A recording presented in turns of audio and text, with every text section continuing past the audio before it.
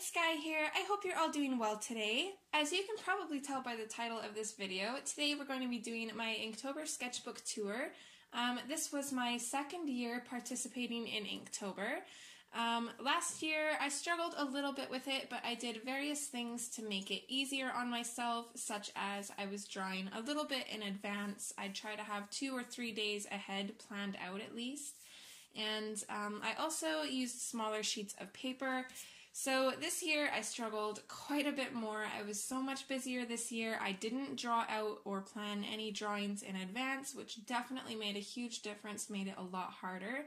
I did, however, use the same sheets of paper. So for all of my Inktober pieces, I used a Canson mixed media sketchbook paper, and originally it's 7 inches by 10 inches, but I divided the page into 4 pieces, which ended up being 5 inches by 3.5 inches, and I just did that to make the challenge a little bit easier on myself. I know full well that if I'd have been trying to create a picture on a normal sheet of paper every day, I definitely would not have finished the challenge. I used mostly just a normal mechanical pencil, Prismacolor kneaded eraser. I also used Daler Rowney Black India ink for a lot of my pictures. I used the Derwent Inktense pencils to do colored aspects, as well as the Touch 5 ink markers as well to do some colored aspects. So I think that's all that needs to be said, so without further ado, let's get into the sketchbook. So this year, again, I did follow the prompts by Jake Parker, and since I kind of worked out of cutout pages out of a mixed media journal, I did go to my local dollar store and pick up just a little notebook to glue the pages into. I did the same thing last year, and not only do these work as my Inktober notebooks, but they also double as decor for my art room. So I'll pop a picture here of last year's journal and where it sits in my art room, and then this year's journal and where it's going to sit in my art room. So let's dive on in. Also, I do feel like I started off pretty strong this year and then slowly started slipping. Although I do like a lot of the pieces I did later on in the year, I started keeping it a lot more simple because I really had so much going on that I couldn't put a whole lot of time into doing these. So day 1 was poisonous, and I actually had the snake completely sketched out before I realized that snakes are venomous, not poisonous. But I kind of wanted to keep him, so I decided to just kind of put this poisonous mushroom tail on him, so that way he is both poisonous and venomous. Day 2 was tranquil, so I decided to do a potion of tranquility with a live fish in it, and it's kind of a cross between a betta fish and a angelfish, and I really love how it turned out. Also, for the first few Inktobers in here, I am using the Daler Rowney India ink and the Derwent Inktense. Day 3 was roasted. I didn't have a lot of time to put into this day, and to be honest, I wasn't really inspired by the prompt. So I kept it simple. I kind of struggle with drawing fire, so it was a little bit of a challenge to do that. I don't love how it turned out, but I also don't hate it. So just a super simple one. Day 4 was Spell, and this was actually one I recorded the process of and put on my YouTube, so feel free to go check that out if you want. This turned out a little bit busier than I had originally planned, but I do really like how it turned out. I didn't do very many scenes this year. Day 5 was chicken, and I was super excited for this one. My mom is actually a chicken farmer, so I love spending time with the chickens. And I thought it would be pretty cool to do a zombie chicken. I got inspiration for most of the body off of Google, but I did make quite a few changes and kind of turn him into my own, and I really, really love how he turned out. Day 6 was drooling. This was another day I didn't really have too much time for this, and also I did not know what to do for this at all. I tried a few different ideas before just deciding to do just an emoji turned into a vampire bat that was drooling, so nothing special there. Day 7 was exhausted. This one, I probably sat for probably an hour trying to figure out what to do for it before I decided to do this lady who is either at school or work, I'm not sure, but dreaming about being somewhere else or doing other things. So, pretty happy with that. I think it turned out kind of interesting. Day 8 was Star. Nothing too crazy. I wanted to keep this one pretty simple by doing an inky galaxy background, and then I did use acrylic paint to splatter in the stars. And then of course we do have our big focal point, which is the big star in there. And this one is one of the few, or maybe even the only one, that doesn't have a pop of color on it. I tried to have a colorful aspect on each Inktober piece. Day 9 was Precious, so of course I had to draw a little cat sitting on her cushion as if she's royalty because she is so precious. I actually really love how she turned out. Day 10 was Flowing. This was another one I kind of struggled with, so I just decided to play around with the ink for this day, and I made a whole bunch of little tree blobs and then went back in with a fine liner to kind of pick them out, and then I had that flowing river going through them. Really simple, but I really like the effect of it. Day 11 was Cruel. I don't love this one. I don't hate it either. I really had troubles drawing her. She is supposed to be Maleficent from Sleeping Beauty. I'm not sure if I really captured that or not. I mean, you can kind of tell who she is, but she definitely needs some work. I really suck at drawing people, so I tried to do a few this year. And this one, I kept it simple. This was just pretty much Sharpie and then Derwent Inktense, and that's it. Day 12 was Whale. I do believe this was another one that I recorded the process of. I wanted to keep this super simple, kind of cartoony. I wanted a little bit of a galaxy background in there, a little bit comical with this little fish getting stuck on the whale's spout here. So I actually kind of enjoy that one. Day 13 was Guarded. This is where we get into using the Touch 5 markers more because I realized they were a lot faster and easier to use than liquid ink. So this one I really wasn't sure what to do until I thought about a guarded heart. So we have some cement here and then some chains with a padlock. The heart is completely on lockdown, and I really, really like how this one turned out. Day 14 was Clock, and this was kind of my take on that famous painting. I had the artist's name written down, but I can't remember it now. He's super famous, specifically for this painting of his melted clocks. His painting signifies something completely different, but my piece signifies wasting time. So of course this is time wasting away, and I actually used some Gansai, Tambi, the Kuretake watercolors in the gold just to kind of do the pop of color and have some shiny aspect to this one. And day 15 was Weak. It took me forever to figure out what to do, so I eventually just decided to draw a potion of weakness from Minecraft. So yeah, super simple, but I actually really like how this one turned out. 16 was Angular, so I decided just to do a pattern of triangles, and of course this one was really simple as well, but this is another one that I actually really like. I feel like the picture just kind of brings a sense of calm to me when I look at it, so pretty happy with that one.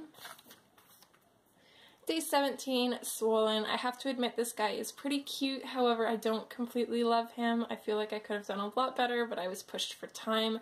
This was actually inspired by a post I seen on Facebook of a bunch of little puppies that had swollen faces because they got stung by bees. And there was this little, I think he was like a dachshund or something, or like a little wiener dog. So that's what I tried to draw. You can definitely tell he's a dog, can't really tell what breed, but I had a lot of fun with this one. It was pretty difficult, and I actually did use the Touch 5 markers for this. I was working on blending them, and it didn't work out too well, but also not too bad. Day 18 was Bottle, and I really love how this one turned out. So I wanted to do some kind of crystallized bottle with a crystal stopper in it, so that's what I did. And then we've got this little fairy in a bottle with her tree and her butterflies. And the only thing I wish, well, there's two things I wish I would have done. One was I wish I would have wet down the whole background more before putting in the ink because it's a little bit splotchy. And then the second thing, I wish that I would have put a tag on it that said fairy dust, kind of like the Potion of Tranquility. So I wish I would have done something like that, but by the time I thought of it, I already had the background inked, so didn't really get a chance to. 19 was Scorched, so I decided to draw a desert scene with a cactus, and this one is super simple, but I really, really like how it turned out. Even though my marker was already dying at this point, I really liked the effect that it gave. Day 20 was Breakable. This one I struggled with so much, and then I had this amazing idea to kind of make it a super deep prompt. So this one kind of shows the mask that we all wear sometimes, especially those who suffer with anxiety and depression and stuff. We always wear this mask. We always try to seem happy, like everything's all right. And that mask is extremely breakable, so this prompt is supposed to be a shout out to everybody who suffers with any form of depression or anything that makes you feel like you have to pretend to be okay. So I really, really love how she turned out. This is probably my favorite prompt. 21 was Drain, so I wasn't really sure what to do with this one. I did have the idea to do this woman with her blood being sucked by a vampire. I wanted to actually draw the vampire behind her, but I couldn't figure out how to put him in there to make it look a little bit somewhat realistic, so I drew him flying off in bat form with her just kind of sitting there. Whether she's dead or not, I guess, is up to you. Day 22 was Expensive. We went to the city that day, and let me tell you, that was expensive. But when we got home, I really didn't have time to do much of anything, and I really wasn't sure what to do. So yeah, I just drew a dollar sign and made it super shiny with the Kuretake watercolor, the Gansai Tambi ones, and that was it. Day 23 was Muddy, so we have kind of a scene that has some storm clouds in it and some what are supposed to be mud puddles but actually turned out looking like water because I totally forgot that the prompt was muddy and I got distracted by this really pretty teal color, so we're just gonna pretend that that's mud, or that the whole trail is mud, or whatever. Day 24 was Chop, so I kept it simple with a little hatchet with some blood on it to make it kind of creepy. I actually really like this one. Aside from the background, I feel like I could have done a little bit better, but I think it adds some interest to the page. Day 25 was Prickly, and I knew everybody would be doing a cactus or something along those lines. I did attempt to do a porcupine, and then I totally failed at that, so I decided to do a cactus, but a little bit of a different style one, so here we are. I actually really like how this one turned out, and yeah, I'm really happy with that green color and how those blended too.